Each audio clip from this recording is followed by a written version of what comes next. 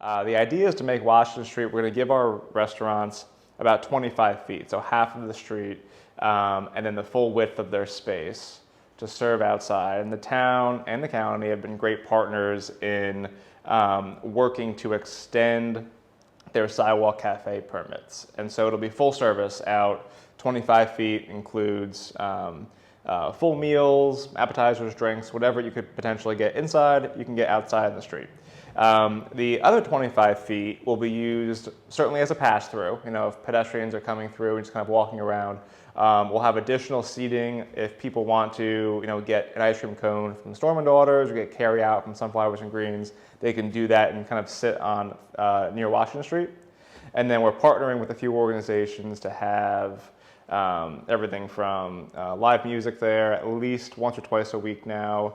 We'll have activities for families. We're hoping to bring some open air markets in, like a flower market and things like that once a week. You know, as this matures, hopefully turning this into a several days a week focal point for Easton locals to kind of know where everything's going to be. But this is where we'll have family activities. This is where we'll have a market once a week, once every 2 weeks or so for the arts or for flowers or for farmers maybe potentially.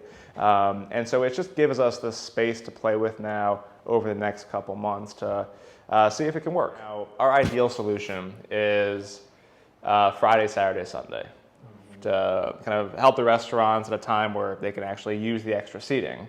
But also to bring people down when they're done with work and help the tourists as well. And it would take out the parking from both sides of Washington Street. You'd have on the retail side, right up to the yellow line pretty much, in front of each of the restaurants would be their full table settings, and they would kind of be roped in.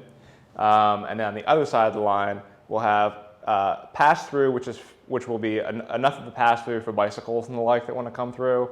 We'll have seating areas, a mix of Adirondack chairs and the like kind of set up around the area.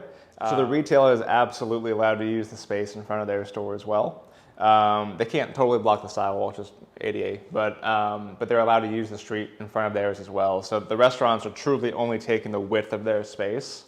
And so, for example, like Vintage Books, that's right next to Gingin and Scosa there, they would have their full space in front of their store as well. So if Tim decides one day to, he wants to just maybe on Saturday bring out some merchandise or set up an area for the kombucha that he sells, he would be able to do that as well.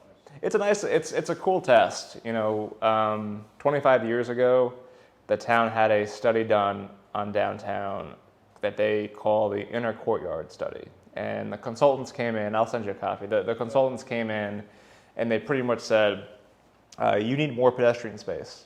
And you have all these private parking lots around here that would be great to convert into space for socialization and for carry out and sitting. And this has been on businesses' minds off and on for a long time. And we've heard about, hey, we need new pedestrian closures or pedestrian spaces in town. Obviously, COVID brought it to the forefront, that people are wanting more outdoor spaces and they feel more comfortable outside. And even though we're seeing people start to get back into the swing of things, our restaurants, there's a lot of people that still just aren't as comfortable eating inside now. And so I think this will be a nice test for us. And we're hoping that it really does help those restaurants and we can figure out a way to better help the other businesses as well. Because losing waterfowl revenue it's very difficult. So I'm trying to give them something that they can build on during this time.